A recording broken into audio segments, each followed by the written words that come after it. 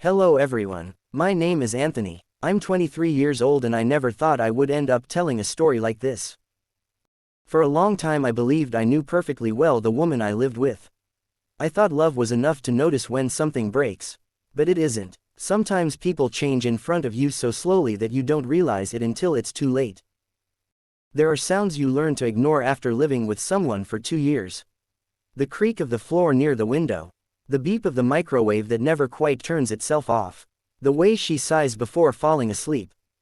But there are other sounds you can't ignore. The first was a message. I didn't read it, I was never that kind of boyfriend. But I saw the screen light up at 2:47 a.m. with a name saved simply as R. Maya was asleep beside me. Or pretending to be, I never knew for sure. The second was a phone call. I was in the kitchen. She was in the bedroom. I heard fragments that didn't fit together. He can't know. Saturday is free.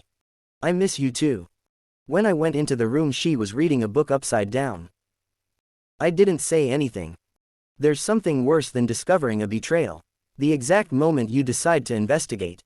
Because in that instant, no matter what you find, you've already lost something. The innocence of trusting without thinking. That never comes back. I started watching. Systematically. With the coldness of someone who works in auditing, which was exactly what I did, and with the pain of someone who still hoped I was wrong. The patterns appeared on their own, as they always do. Maya came home late on Tuesdays. Not all of them. Only when she had meetings with the marketing department. A team that, according to her, was exhausting but fun. I started noticing small details. On Tuesdays she came home with makeup different from the way she left. Her perfume smelled different, mixed with something else. She smiled at her phone. She locked herself in the bathroom with the water running, thinking the noise covered everything. But it didn't. I checked the apartment's shared accounts. I found dinners for two at restaurants she never mentioned to me. Paid on Tuesdays. Always on Tuesdays. I still didn't have proof. Only suspicions. And suspicion without confirmation is one of the worst forms of torture. Then the invitation arrived. The company where Maya worked organized a themed party every year.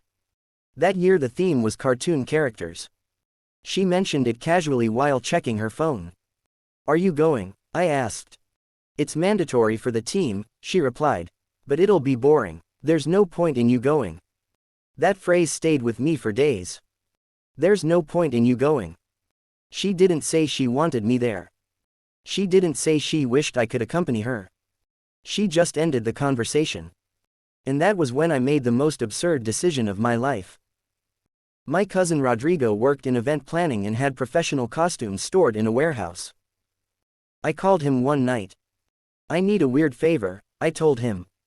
When I told him everything he stayed quiet for a few seconds. Then he said, "I'll lend you the bear." It was a professional brown bear costume. Full. With internal ventilation and a dark mesh that let you see from inside without anyone noticing your eyes. He also lent me a small microphone connected to my phone to record audio. I practiced for 2 nights in a row. Walking. Moving. Recording. Breathing inside that unbearable heat. The night before the party I didn't sleep. I stayed staring at the ceiling wondering what I would do if I was right. And what I would do if I was wrong. The party was in an event hall north of the city. I entered as part of the hired entertainment. Nobody looks twice at a bear at a costume party. I arrived early. I turned the recording on. And I waited. At 7:43 I saw Maya come in. Dressed as Minnie Mouse. Smiling. And behind her came a man dressed as Mickey with his hand resting on the small of her back. Coordinated. Perfectly coordinated. The man's name was Renato. I heard it when someone greeted him. For almost 2 hours I watched them without them suspecting anything. I saw them holding hands under the table. How he tucked her hair behind her ear. How she smiled in a way she hadn't smiled with me in months. And then I saw them disappear together toward a side terrace. 17 minutes. I counted them. When they came back, Maya's lipstick was smudged. I kept recording. Until 10:20. Then I went to the bathroom. I took off the head of the costume. And when I looked in the mirror, I understood something. I no longer had doubts. I didn't feel anger in that moment. I felt clarity. That night I didn't go back to the apartment. I stayed at Rodrigo's house reviewing every video and every audio. 3 days later I sent Maya a single message together with the link to the folder. I found what I was looking for. There's no need to explain anything. The chaos began almost immediately. First the calls. Then the messages. Anthony, please answer. It's not what it looks like. We need to talk. Let me explain. I blocked her. Changed my number. And disappeared. I didn't give her a chance to explain because I had already heard enough. What came next was leaving that life completely behind. The apartment was in her name. But almost everything inside was mine. The couch. The table. The chairs. The TV. The plants. The coffee maker. The paintings. The desk. I called Tomas and Felipe. The following Saturday, while Maya was out, we emptied the apartment. When I was done, only her things were left and the echo of a dead relationship.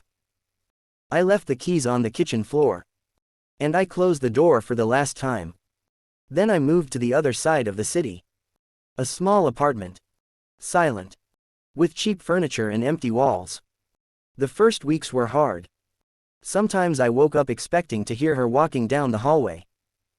Or I opened my eyes thinking it had all been a ridiculous nightmare. But then I remembered the terrace. Renato's hand. The looks. And reality came back. Maya kept looking for me for weeks. She went to Rodrigo's workplace asking for me. She cried the first time. The second time she was desperate and angry. She also spoke to Tomas trying to convince him it had all been a misunderstanding. She called from unknown numbers. She sent messages from other people's phones pretending it was an emergency. I never answered. Then she started going to the old apartment. The doorman told Felipe that Maya stayed for several minutes in front of the empty door, looking inside as if she were waiting for me to appear. One night she left a letter under the door. I never read it. Felipe tore it up before I could change my mind. She also tried to speak with my mother. She told her I was acting impulsively. That I deserved to hear her version. My mother only replied, "My son has heard enough." Several weeks passed like that. Until one day she simply stopped looking for me. Or perhaps she understood there was nothing left to recover. And that was when I started feeling something different. Relief. For the first time in a long time I didn't have to wonder where someone was. I didn't have to suspect. I didn't have to check for strange silences or badly built excuses. I slept better. I breathed better. And I understood something important. Losing someone who betrayed you isn't really a loss. The true loss would have been staying. With time I stopped surviving and started rebuilding myself. Months after sending that link and disappearing completely from Maya's life, I decided to reappear at an important event I knew she would attend. And it was not out of revenge. It was because I was no longer controlled by fear. That night I arrived hand in hand with Valeria. I felt different. Stronger. Safer. More whole. When we walked into the hall I saw her at the back.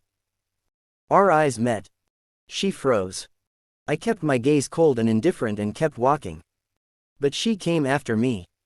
"Please, I need to talk to you," she said with a broken voice.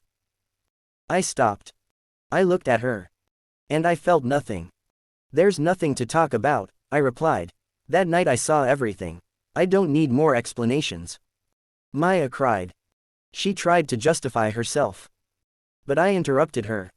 It wasn't a mistake, it was a decision, and I'm no longer the man who lets himself be destroyed twice. She tried to touch me. I stepped back. "Don't touch me." Silence. I took a deep breath. "For me you no longer exist." Then I took Valeria's hand. And I left without looking back. And for the first time in a long time, I felt peace. The journey doesn't end here. If you want to keep discovering more stories and surprises, subscribe to the channel and turn on the notification bell. I promise what's coming next will be even more exciting. See you in the next chapter.